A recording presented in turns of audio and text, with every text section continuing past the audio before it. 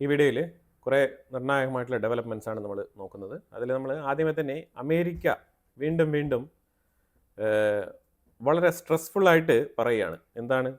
India പാകിസ്ഥാൻ്റെ ഇടയിൽ നടന്ന യുദ്ധത്തിനെ കുറിച്ചാണ് അവർ വീണ്ടും വീണ്ടും ആവർത്തിച്ച് സംസാരിക്കുന്നത്. ഈ ക്ലെയിമാണ് ഏറ്റവും ട്രംപിനെ പ്രകോപിപ്പിച്ചത് എന്നാണ് നമുക്ക് മനസ്സിലാക്കാൻ പറ്റുന്നത്. കാരണം ഇത് ഒരു കെട്ടടങ്ങാത്ത വിഷയമായിട്ട് അമേരിക്കയുടെ ഉള്ളിൽ തന്നെ കിടന്ന് പുകയാണ്. ഇത് പുകയുന്നതുകൊണ്ട് തന്നെ മാർക്കോ റൂബിയോ പറഞ്ഞിരിക്കുന്നത് ട്രംപ് ഒരു പീസ് ലവറായിട്ടുള്ള ഒരു പ്രസിഡൻ്റാണ്. അതിൻ്റെ ഒരു ബെസ്റ്റ് എക്സാമ്പിളായിട്ട് ഇന്ത്യ പാകിസ്ഥാൻ യുദ്ധം അവസാനിപ്പിച്ചതിൽ ട്രംപിൻ്റെ പങ്ക് വളരെ വലുതാണെന്നുള്ള രീതിയിലുള്ള സ്റ്റേറ്റ്മെൻറ്റാണ് പറഞ്ഞു വെച്ചിരിക്കുന്നത്. അതായത് ഇത് ആവർത്തിച്ച് പറയാനുള്ള കാരണം എന്താണെന്ന് പറഞ്ഞാൽ ഇന്ത്യ ഇതിനെ അംഗീകരിക്കണം, അതാണ് വേണ്ടത്. ഇവർ വളരെ വളരെ സ്ട്രെസ്ഫുള്ളായിട്ട് അതായത് ഇന്ത്യയുമായിട്ട് പലതരത്തിലുള്ള പ്രശ്നങ്ങൾ അമേരിക്കയ്ക്കുണ്ട്. അതെല്ലാം തന്നെ വലിയ രീതിയിലുള്ള പ്രശ്നങ്ങളൊന്നുമല്ല, ഇതേപോലത്തെ ചെറിയ ചെറിയ രീതിയിലുള്ള പിണക്കങ്ങൾ. ഇതാണ് അമേരിക്കയെ ചൊടിപ്പിച്ചിരിക്കുന്ന വിഷയങ്ങൾ. ഇതിനകത്ത് പ്രധാനമായിട്ടും ട്രംപ് ഇതിനകത്ത് നല്ല രീതിയിൽ ഹ്യൂമിലിയേറ്റഡ് ആയിട്ടുണ്ട് എന്നുള്ളതാണ് മനസ്സിലാക്കാൻ പറ്റുന്നത്. അതാണ് ഇതിൻ്റെ പ്രധാനപ്പെട്ട കാരണം. അപ്പോൾ അതുകൊണ്ടാണ് അമേരിക്കയുടെ സൈഡിൽ നിന്നും വീണ്ടും വീണ്ടും ആവർത്തിച്ച് ഈ വിഷയം എംഫസൈസ് ചെയ്ത് മുന്നോട്ട് കൊണ്ടുവരുന്നത്. അപ്പോൾ എനിക്ക് തോന്നുന്നു ഈ വിഷയവുമായിട്ട് ബന്ധപ്പെട്ട് വളരെ കോൺഫിഡൻഷ്യലായിട്ട് അമേരിക്കയുടെ ബാക്ക് ഓഫീസിൽ ഒരു മീറ്റിംഗ് ഇന്ത്യയുമായിട്ട് നടത്തി ഈ ഒരു വിഷയത്തിലേക്ക് ഒരു നീക്കുപോക്ക് ഉണ്ടായാൽ മാത്രമേ അമേരിക്കയും ഇന്ത്യയും തമ്മിലുള്ള പ്രശ്നങ്ങൾ ഒരുവിധം പരിഹരിക്കപ്പെടും എന്നാണ് മനസ്സിലാക്കാൻ പറ്റുന്നത്. ഇനി അതല്ലാന്നുണ്ടെങ്കിൽ നമ്മൾ പാകിസ്ഥാനുമായിട്ട് വീണ്ടും ഒരു യുദ്ധത്തിലേക്ക് ഇറങ്ങണം.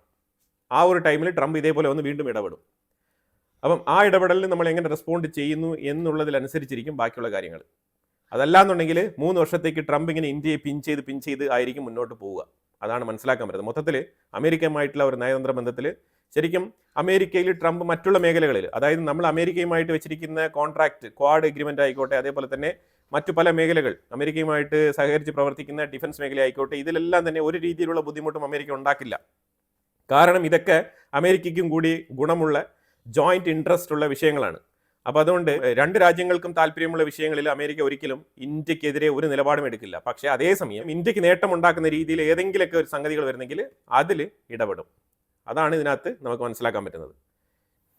അമേരിക്കയുമായിട്ട് ട്രേഡ്, അതേപോലെ തന്നെ ചില വിഷയങ്ങളിലുള്ള അഭിപ്രായ ഭിന്നത, ഇതെല്ലാം നിലനിൽക്കുന്ന സാഹചര്യത്തിൽ തന്നെ അമേരിക്കയുടെ കമ്മ്യൂണിക്കേഷൻ സാറ്റലൈറ്റ് ISRO ലോഞ്ച് ചെയ്യാണ്. എന്നാണ് ഡിസംബർ 24 8:54 AM, രാവിലെ 8:54 ഇന്ത്യൻ ടൈം രാവിലെ 8:54 അമേരിക്കയുടെ കമ്മ്യൂണിക്കേഷൻ സാറ്റലൈറ്റ് ISRO വിക്ഷേപിക്കും. ഇതെല്ലാം കൃത്യമായിട്ട് മുന്നോട്ട് പോകും. ഇതിലൊന്നും യാതൊരുവിധ പ്രശ്നങ്ങളും ഇല്ല. കാരണം ഇവിടെ അമേരിക്കയ്ക്ക് നേട്ടമുണ്ട്. കാരണം നാസ ത്രൂ അമേരിക്ക ഈ പ്രോജക്റ്റ് നടപ്പിലാക്കുന്നെങ്കിൽ അവരുടെ ചിലവ് എത്രയാണ്? അപ്പോൾ അതേസമയം ISROയിൽ നടപ്പിലാക്കുമ്പോഴത്തേക്കും അവർക്കും കോസ്റ്റ് എഫക്റ്റീവ് ആണ്. അപ്പോൾ അമേരിക്കയ്ക്ക് ഗുണമുള്ള കാര്യങ്ങളെല്ലാം അവർ ഇതേപോലെ നടപ്പിലാക്കും.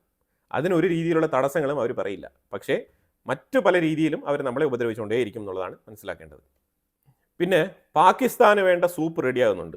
സൂപ്പ് നല്ല രീതിയിലുള്ള മട്ടൻ സൂപ്പും ചിക്കൻ സൂപ്പെല്ലാം റെഡി ആയിക്കൊണ്ടിരിക്കുകയാണ്. അത് വേറെ എവിടെയല്ല, അത് ഗാസയിലാണ്. ഇപ്പോൾ വേറെ ഒരു നിവൃത്തിയുമില്ലാണ്ട് അസീം മുനീർ കരഞ്ഞ് കാല് പിടിച്ചെന്നാണ് കേൾക്കുന്നത്. എന്തിനു വേണ്ടിയാണെന്ന് പറഞ്ഞാൽ ഗാസയ്ക്കുള്ളിൽ ഞങ്ങൾ വരണോ? അസർബൈജാനും ഇന്തോനേഷ്യയും ആ രണ്ട് രാജ്യങ്ങളെ വെച്ച് മെയിൻറ്റെയിൻ ചെയ്താൽ പോരെ, ഞങ്ങൾ വരേണ്ടതുണ്ടോ എന്നുള്ള രീതിയിലൊക്കെ ചോദിച്ചതായിട്ടുള്ള വാർത്തകളൊക്കെ വരുന്നുണ്ട്. പക്ഷേ അതിലുപരിയായിട്ട് അമേരിക്ക പറഞ്ഞത് നീ പറഞ്ഞ വാക്കിൽ ഉറച്ചു നിൽക്കണം, അല്ലാതെ വേറെ മറ്റു പണികളൊന്നും കാണിക്കരുതെന്നാണ് പറഞ്ഞിരിക്കുന്നത്. അപ്പോൾ അതിലിപ്പോൾ ഒന്നും ചെയ്യാൻ പറ്റാത്ത അസീം മുനീർ ഓക്കെ ഗാസയ്ക്കുള്ളിലേക്ക് ട്രൂപ്പിനെ വിടാം എന്ന് സമ്മതം അറിയിച്ചതായിട്ട് അമേരിക്കയുടെ സ്റ്റേറ്റ് സെക്രട്ടറി മാർക്കോ റൂബിയോ പ്രഖ്യാപിച്ചിട്ടുണ്ട്.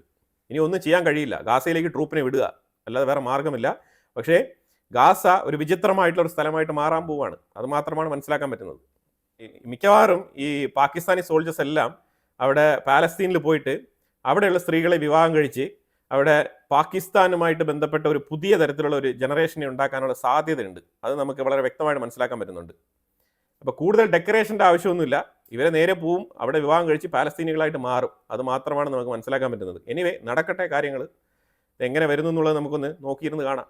പക്ഷേ ഈ വിഷയത്തിൽ പാകിസ്ഥാൻ്റെ ഉള്ളിൽ നല്ല രീതിയിലുള്ള പ്രതികരണം, അതേപോലെ പ്രകടനങ്ങൾ അവിടെ അലമ്പാവാനുള്ള സാധ്യതയുണ്ട്. അലമ്പാവാന്ന് പറഞ്ഞാൽ ഈ ഗാസയുമായിട്ട് ബന്ധപ്പെട്ട് പീസ് സബ്മിറ്റിലേക്ക് ഷാബാസ് ഷെരീഫ് പോയിട്ട് വന്നതിൻ്റെ ഒരാഴ്ച പാകിസ്ഥാൻ്റെ ഉള്ളിൽ ഭയങ്കരമായിട്ടുള്ള പ്രശ്നങ്ങളായിരുന്നു.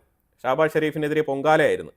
പക്ഷെ അതേ സാഹചര്യത്തിൽ ഇപ്പോൾ ഇവർ ട്രൂപ്പിനെ അയക്കാൻ പോകുന്നു എന്നുള്ള തീരുമാനവും കൂടി എടുത്ത സ്ഥിതിക്ക് ഇപ്പോൾ ഈ വാർത്ത ഒരു 2-3 ദിവസം കൊണ്ട് പാകിസ്ഥാൻ്റെ ഉള്ളിൽ പബ്ലിസിറ്റി നേടും. അതോടുകൂടി അവിടെ തുടങ്ങും കലാപരിപാടികൾ. അപ്പോൾ എന്തായാലും നടക്കട്ടെ. കഴിഞ്ഞ 18-19 ദിവസങ്ങളിലായിട്ട് നെതർലാൻഡുമായിട്ട് ഇന്ത്യ നല്ല രീതിയിലുള്ള ചർച്ചകളാണ് മുന്നോട്ട് കൊണ്ടുപോകുന്നത്. ശരിക്കും പറഞ്ഞാൽ യൂറോപ്യൻ യൂണിയനുമായിട്ട് ബന്ധപ്പെട്ട ഫ്രീ ട്രേഡ് എഗ്രിമെൻറ്റിനെ കുറിച്ചുള്ള ചർച്ചകളാണ് രണ്ട് രാജ്യങ്ങൾ തമ്മിൽ നടന്നത്. യൂറോപ്യൻ യൂണിയനിലുള്ള പല പല രാജ്യങ്ങൾ ടീം ബൈ ടീമായിട്ട് വന്ന് ഇന്ത്യയിൽ ചർച്ച നടത്തി മടങ്ങുകയാണ്. അത് അവർക്ക് വേണ്ട രീതിയിലുള്ള ട്രേഡ് പോളിസികളാണ് അവർ ചർച്ച നടത്തുന്നത്. അത് യൂറോപ്യൻ യൂണിയൻ എന്ന് പറയുമ്പോഴത്തേക്കും 10-28ഓളം രാജ്യങ്ങൾ കൂടിച്ചേർന്നുള്ള ഒരു വലിയ സംഘമാണ്. അപ്പോൾ അതിനകത്ത് എല്ലാ രാജ്യങ്ങൾക്കും ഒരേ തരത്തിലുള്ള എഗ്രിമെൻറ്റും നോംസും വില പോവില്ല. അപ്പോൾ അതുകൊണ്ട് ഓരോ രാജ്യങ്ങളും വന്നിട്ട് അവരുടെ താല്പര്യങ്ങൾ അനുസരിച്ചുള്ള ട്രേഡ് നെഗോസിയേഷന് വേണ്ടിയിട്ടാണ് വരുന്നത്. അപ്പോൾ ഇതിനകത്ത് മൊത്തത്തിൽ യൂറോപ്യൻ യൂണിയനുമായിട്ട് നമ്മളൊരു ഫ്രീ ട്രേഡ് എഗ്രിമെൻറ്റ് വെക്കുന്നെങ്കിലും പ്രത്യക്ഷത്തിൽ ഓരോ രാജ്യങ്ങളുമായിട്ടും നമ്മളത് കൺസോളിഡേറ്റ് ചെയ്തുള്ള ഒരു എഗ്രിമെൻ്റ് ആയിട്ടാണ് തയ്യാറാക്കുന്നത്. അപ്പോൾ ഈ 28 രാജ്യങ്ങളും ഇപ്പോൾ ഇതിനകത്ത് ഇൻബൗണ്ടഡ് ആണ്. കോമൺലി ഫ്രീ ട്രേഡ് എഗ്രിമെൻ്റ് എന്ന് പറയുമ്പോഴത്തേക്കും അത് യൂറോപ്യൻ യൂണിയൻ എന്ന് പറയുമ്പോഴത്തേക്കും അതിനകത്ത് ഓക്കെ ആയിരിക്കും. പക്ഷേ ഓരോ രാജ്യങ്ങൾക്കും വേണ്ട രീതിയിൽ അവരുടെ രാജ്യത്തിനുള്ളിൽ അവർ ഉൽപ്പാദിപ്പിക്കുന്ന ഡൊമസ്റ്റിക് പ്രോഡക്റ്റുകൾ, അതിപ്പോൾ ഇന്ത്യയിൽ നിന്നും അത് പോകുന്നെങ്കിൽ അതിൻ്റെ വില നിലവാരം, അതുമായിട്ട് ബന്ധപ്പെട്ട ചർച്ചകളാണ് ഏറ്റവും കൂടുതൽ നടക്കുന്നത്. അപ്പോൾ ഓരോ യൂറോപ്യൻ രാജ്യങ്ങളുടെയും താല്പര്യങ്ങൾ അനുസരിച്ച് ഇപ്പോൾ അതുകൊണ്ട് ഇപ്പോൾ ഈ സെയിം പ്രോബ്ലമാണ് യൂറോപ്പ് ശരിക്കും കൃത്യമായിട്ടുള്ള കൺസോൾട്ടേഷൻ ലാറ്റിൻ അമേരിക്കൻ രാജ്യങ്ങളുമായിട്ട് നടത്താത്തത് കൊണ്ട് ബ്ലൈൻഡായിട്ട് 6 രാജ്യങ്ങളിൽ നിന്നുള്ള ഫ്രീ ട്രേഡ് എഗ്രിമെൻറ്റ് യൂറോപ്പ് സ്വന്തമാക്കുന്നതിന് മൂലം സംഭവിക്കുന്നത് യൂറോപ്പിൻ്റെ ഉള്ളിലുള്ള കർഷകരെ അത് ബാധിക്കുന്നു. കാരണം അവർ ചീപ്പർ കോസ്റ്റിന് അഗ്രികൾച്ചർ പ്രോഡക്റ്റ് ലാറ്റിൻ അമേരിക്കൻ രാജ്യങ്ങളിൽ നിന്ന് യൂറോപ്യൻ രാജ്യങ്ങളിലേക്ക് ഇമ്പോർട്ട് ചെയ്യാൻ തീരുമാനിച്ചിട്ടുണ്ടായിരുന്നു. അപ്പോൾ ആ തീരുമാനത്തിനെ എതിർത്തുകൊണ്ടാണ് ഇപ്പോൾ യൂറോപ്പിൻ്റെ ഉള്ളിൽ എമ്പാടും പ്രതിഷേധങ്ങൾ അലയടിക്കുന്നത്. ഇവിടെയൊക്കെയാണ് നമ്മൾ ഇന്ത്യയുടെ ഫോറിൻ മിനിസ്ട്രിയെ നമ്മൾ അപ്രീഷിയേറ്റ് ചെയ്യേണ്ടത്. കൃത്യമായിട്ട് കാര്യങ്ങൾ വിലയിരുത്തിക്കൊണ്ട് അവരെ ഇന്ത്യയിലേക്ക് വിളിച്ചു വരുത്തി, അവർക്ക് ഇൻവിറ്റേഷൻ അയച്ച് വിളിച്ചു വരുത്തി ഓരോ രാജ്യങ്ങളുമായിട്ടും സ്പെസിഫിക് ആയിട്ടുള്ള ഇഷ്യൂസിൽ ചർച്ചകൾ നടത്തിയാണ് നമ്മൾ ഫ്രീ ട്രേഡ് എഗ്രിമെൻറ്റ് ഇംപ്ലിമെൻറ്റ് ചെയ്യുന്നത്. അപ്പോൾ അത് നെതർലാൻഡ് ഡച്ച് ടീം അവർ ഇന്ത്യയിലുണ്ടായിരുന്നു 2 ദിവസം. വളരെ നിർണായകമായിട്ടുള്ള ചർച്ചകളാണ്. ഏതാണ്ട് യൂറോപ്പുമായിട്ടുള്ള ഫ്രീ ട്രേഡ് എഗ്രിമെൻറ്റിൽ വളരെ ക്രിട്ടിക്കൽ ആയിട്ടുള്ള ഒരു ഏരിയ നമ്മൾ ക്രോസ് ചെയ്തിരിക്കുന്നു എന്നുള്ളതാണ് എക്സ്റ്റേണൽ അഫയേഴ്സ് മിനിസ്റ്റർ ജയശങ്കർ പറഞ്ഞു വെക്കുന്നത്. അപ്പോൾ എന്തായാലും വൈകാതെ തന്നെ നമ്മൾ യൂറോപ്യൻ യൂണിയനിലുള്ള പല രാജ്യങ്ങളുമായിട്ടും ഫ്രീ ട്രേഡ് എഗ്രിമെൻറ്റ് എസ്റ്റാബ്ലിഷ് ചെയ്യും.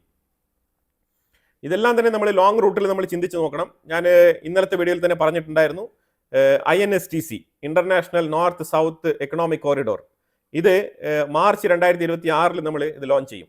അതിൻ്റെ ഏകദേശം വർക്കുകളെല്ലാം പൂർത്തിയായിരിക്കുകയാണ്. ഇനിയൊരു 4 months ഈ ട്രേഡ് റൂട്ട് എസ്റ്റാബ്ലിഷ് ആവും. അങ്ങനെ ആ റൂട്ട് കമ്മീഷൻ ചെയ്ത് കഴിയുമ്പോഴത്തേക്കും യൂറോപ്പിലേക്കും കൂടി നമുക്ക് വളരെ എളുപ്പത്തിൽ തന്നെ ട്രേഡ് ചെയ്യാൻ പറ്റും എന്നുള്ളതാണ് മനസ്സിലാക്കേണ്ടത്. അങ്ങനെ ഒരു മൾട്ടിപ്പിൾ യൂസേജ് ഉള്ള ഒരു ട്രേഡ് റൂട്ടാണ് ശരിക്കും നമുക്ക് ഈ INSTC. ഇതെല്ലാം തന്നെ അതിനോട് ബന്ധിപ്പിച്ച് കിടക്കുന്ന കുറേ വിഷയങ്ങളാണ്. തീർച്ചയായിട്ടും നമ്മൾ റെഡ് സീയിലൂടെ നമുക്ക് ഷിപ്മെൻറ്റും കാര്യങ്ങളൊക്കെ നടക്കും. അതേസമയം റെഡ് സീയിൽ യൂറോപ്യൻ രാജ്യങ്ങളും ഇറാനും തമ്മിലൊക്കെ എന്തെങ്കിലുമൊക്കെ പ്രശ്നങ്ങളൊക്കെ ഉണ്ടാകുന്നുവെങ്കിൽ അവിടെ ഹോർമോസ് സ്ട്രൈറ്റ് ഓഫ് ഹോർമോസുമായിട്ട് ബന്ധപ്പെട്ട വിഷയങ്ങൾ, അതേപോലെ തന്നെ ഇപ്പോഴത്തെ ഗൾഫ് ഓഫ് ഏദൻ്റെ ആ ഒരു സൈഡിൽ ഹൂത്തികളുടെ ഭാഗത്തു നിന്ന് വരുന്ന പ്രശ്നങ്ങൾ, അപ്പോൾ ഇങ്ങനെയുള്ള ബുദ്ധിമുട്ടുകളൊക്കെ അവിടെ ഉണ്ടെങ്കിൽ നമുക്ക് ഈ ലാൻഡ് റൂട്ടിൽ തന്നെ നമുക്ക് ട്രാൻസ്പോർട്ടേഷൻ ഒരു തടസ്സവും ഇല്ലാതെ തന്നെ നമുക്ക് ചരക്ക് നീക്കം നടത്താൻ പറ്റും. അതേസമയം റെഡ് സീ ഫ്രീ ആണെന്നുണ്ടെങ്കിൽ അവിടെയും നമുക്ക് കോസ്റ്റ് എഫക്റ്റീവായിട്ട് കാര്യങ്ങൾ മുന്നോട്ട് നീക്കാൻ കഴിയുന്നതാണ്. അപ്പോൾ 2 സൈഡിലും നമ്മൾ ഉറപ്പുവരുത്തുകയാണ് കാര്യങ്ങൾ. അതേപോലെ ക്വാഡ് സബ്മീറ്റുമായിട്ട് ബന്ധപ്പെട്ട് ഇൻഡോ പസഫിക് ലോജിസ്റ്റിക് ഇനോഗ്രേഷൻ എന്ന് പറഞ്ഞിട്ട് ഒരു റീയൂണിയൻ ക്വാഡ് രാജ്യങ്ങൾ തമ്മിൽ അതിന് തുടക്കം കുറിച്ചിട്ടുണ്ട്. അപ്പോൾ അത് പ്രത്യേകിച്ച് ഒരു പ്രാക്ടീസ് നടത്തുന്നുണ്ട്. അതായത് റാപ്പിഡ് ഹ്യൂമാനിറ്റേറിയൻ റെസ്പോൺസ് എന്നുള്ള നിലയിലാണ് ഈ ഒരു പ്രാക്ടീസ് അവർ നടത്തുന്നത്. ഇത് ഒരുപാട് കാലത്തിന് ശേഷമാണ് ക്വാഡ് വീണ്ടും ഒരു റെജ്യൂവനേറ്റായി മുന്നോട്ട് വരുന്നത്. ഇത് അമേരിക്കയുടെ താല്പര്യമാണ്. കാരണം ക്വാഡിനെ നമ്മൾ ഒന്നും തന്നെ ചെയ്യാതെ ഇങ്ങനെ വിട്ടുകളഞ്ഞാൽ, ഇന്ത്യയെ കരുതിക്കൊണ്ട് ക്വാഡിനെ ശക്തിപ്പെടുത്താതെ മുന്നോട്ട് പോയാൽ അമേരിക്ക പുറത്താവും എന്നുള്ളൊരു ധാരണ അമേരിക്കയ്ക്ക് വന്നിട്ടുണ്ട്. അതുകൊണ്ടാണ് അമേരിക്ക ഇതിനകത്ത് എഫക്റ്റീവായിട്ട് ഇപ്പം മുന്നോട്ടിറങ്ങുന്നത്. ബംഗ്ലാദേശിലുള്ള നമ്മുടെ ഫോറിൻ സെക്രട്ടറി ഹർഷവർദ്ധൻ ശൃംഖല പുള്ളി അവിടുത്തെ ഒരു സ്റ്റേറ്റസ് അപ്ഡേറ്റ് ചെയ്തിട്ടുണ്ട്. ആ സ്റ്റേറ്റസ് വേറെ ഒന്നും കൊണ്ടല്ല, ഇലക്ഷൻ പ്രഖ്യാപിച്ചതിനെ തുടർന്ന് ബംഗ്ലാദേശിൽ ഉണ്ടായ ഒരു അൺസർട്ടനിറ്റി, ആ ഒരു അൺസർട്ടനിറ്റിയിലാണ് ശരിക്കും പറഞ്ഞാൽ ഇമാതിരിയുള്ള ഇന്ത്യ വിരുദ്ധ പ്രവർത്തനങ്ങളൊക്കെ അവിടെ നടക്കുന്നത്. ഇതൊക്കെ തന്നെ ഇലക്ഷനുമായിട്ട് ബന്ധപ്പെട്ട് തന്നെയാണ് ഈ വിഷയങ്ങളൊക്കെ നടക്കുന്നത് എന്ന് തന്നെയാണ് പുള്ളിക്കാരൻ ആവർത്തിച്ച് പറയുന്നത്. ഇതിനെ കോട്ട് ചെയ്തിരിക്കുന്നത് തന്നെ പ്രീ ഇലക്ഷൻ പ്രൊട്ടസ്റ്റ് എന്ന് തന്നെയാണ് പറഞ്ഞിരിക്കുന്നത്. അതിൻ്റെ ഡെഫിനിഷൻ തന്നെ അങ്ങനെയാണ് കൊടുത്തിരിക്കുന്നത്, പ്രീ ഇലക്ഷൻ പ്രൊട്ടസ്റ്റ്. വളരെ കൃത്യമായിട്ടുള്ള ഡെഫിനിഷനാണിത്. കാരണം നമുക്ക് ഇന്നലെ തോന്നിയായിരുന്നു ഈ ഇലക്ഷന് വേണ്ടിയിട്ട് മാത്രമാണ്, ഈ ഇലക്ഷൻ എങ്ങനെ ഉടായ്പ കാണിച്ച് ഇലക്ഷൻ നടത്താതെ ആക്കാം എന്നുള്ളതാണ് യുഎസിൻ്റെ പ്രധാനപ്പെട്ട ഒരു തന്ത്രം. ആ തന്ത്രമാണ് ഇവിടെ നടപ്പിലാക്കാൻ ശ്രമിക്കുന്നത്. എക്സ്റ്റേണൽ അഫയേഴ്സ് മിനിസ്റ്റർ ജയശങ്കറിൻ്റെ നേതൃത്വത്തിൽ UNGA യുണൈറ്റഡ് നേഷൻസ് ജനറൽ അസംബ്ലിക്ക് ഇന്ത്യ 2 സംഘങ്ങളെ അയച്ചു വെച്ചിട്ടുണ്ടായിരുന്നു. അതായത് ഒന്ന് 14 to 18 നവംബർ ഒരു ടീം പോയിട്ടുണ്ടായിരുന്നു UNGAക്ക്. മറ്റൊരു ടീം 27 തീയതി മുതൽ 30 തീയതി വരെ നവംബർ മാസം തന്നെയാണ് ഈ ഒരു ഡെലിഗേഷൻ നമ്മൾ നടത്തിയത് UNGAയിൽ. ഈച്ച് ഡെലിഗേഷനിൽ 15 പാർലമെന്റ് അംഗങ്ങളാണ് ഉണ്ടായിരുന്നത്. ഇതിനകത്ത് ഓപ്പോസിറ്റ് പാർട്ടിയിലുള്ള റെപ്രസെൻറ്റേറ്റീവ്സും ഉണ്ടായിരുന്നു എന്നുള്ളതാണ് യാഥാർത്ഥ്യം. അപ്പോൾ അങ്ങനെ ഈ രണ്ട് സംഘങ്ങളുമായിട്ട് എക്സ്റ്റേണൽ അഫയേഴ്സ് മിനിസ്റ്റർ ജയശങ്കർ അവരുടെ എക്സ്പീരിയൻസ്, അവരെന്തൊക്കെയാണ് കാര്യങ്ങൾ ഷെയർ ചെയ്തത്, അവരുടെ ആ ഒരു പോയിന്റ് ഓഫ് വ്യൂവിലെ ഡിസ്കഷൻസ് എന്തായിരുന്നു, അപ്പോൾ അവരുടെ അഭിപ്രായം എന്താണ്, UNGA കുറിച്ച് അവരുടെ അഭിപ്രായം എന്താണ്, UNGAയിൽ ഫ്യൂച്ചറിൽ ഇന്ത്യ എങ്ങനെയാണ് കോൺട്രിബ്യൂട്ട് ചെയ്യേണ്ടത്, നിങ്ങൾ പോയ സമയത്ത് അവിടെ ഈ ഡെലിഗേറ്റ്സിന്റെ അനുഭവങ്ങൾ എന്തൊക്കെയായിരുന്നു, ഇതിനെക്കുറിച്ച് വളരെ ഡീറ്റെയിൽ ആയിട്ടുള്ള ഒരു മീറ്റിംഗ്. അതായത് എനിക്ക് തോന്നുന്നു ഫസ്റ്റ് ടൈമാണ് ഇന്ത്യയിൽ ഇങ്ങനെ ഒരു ഓപ്പോസിറ്റ് പാർട്ടികളുമായിട്ട് ചേർന്ന് ഭരിക്കുന്ന ഭരണകക്ഷി ഈ രീതിയിലൊരു മീറ്റിംഗ് സംഘടിപ്പിക്കുന്നതായിട്ട് മനസ്സിലാക്കാൻ പറ്റുന്നത്. ഇത് വളരെ നല്ലതാണ്. ഇത് ഫ്യൂച്ചറിൽ എനിക്ക് തോന്നുന്നു ഓരോ 6 months അല്ലെങ്കിൽ ഓരോ 9 months കൂടുമ്പോഴത്തേക്കും ഇങ്ങനെ ഒരു മീറ്റിംഗ് സംഘടിപ്പിക്കുന്നത് ഈ UNGA മാത്രം ബന്ധപ്പെടുത്തിയല്ല, ഇന്ത്യക്കുള്ളിലുള്ള ഡൊമസ്റ്റിക് കാര്യങ്ങളുമായിട്ടും ഇതേപോലെ മീറ്റിംഗ് നടത്തുന്നത് വളരെ നന്നായിരിക്കും. ഇതിനകത്ത് BJP പാർട്ടിയുടെ റെപ്രസെൻറ്റേറ്റീവ് ഉണ്ടായിരുന്നു. ഞാനിപ്പോൾ പേരെടുത്ത് ഓരോന്നായിട്ട് പറയാൻ ആഗ്രഹിക്കുന്നില്ല. അതുപോലെ തന്നെ കോൺഗ്രസ് പാർട്ടിയുടെ മെമ്പേഴ്സ് ഉണ്ടായിരുന്നു, അതുപോലെ തന്നെ TDPയിലെ മെമ്പേഴ്സ് ഉണ്ടായിരുന്നു, അതേപോലെ DMK, TMC, SKM, AAP, BJD, RJD, അങ്ങനെ ഇന്ത്യയിൽ ഒരുവിധം മുൻനിരയിൽ പ്രവർത്തിക്കുന്ന പൊളിറ്റിക്കൽ പാർട്ടിയുടെ റെപ്രസെൻറ്റേറ്റീവ്സ് എല്ലാം തന്നെ ഇതിനകത്ത് ഉണ്ടായിരുന്നു എന്നുള്ളതാണ് യാഥാർത്ഥ്യം. ഞാനിവിടെ ഒരു സെൻറ്റൻസ് വായിക്കാം, നിങ്ങളത് കേട്ടോളൂ.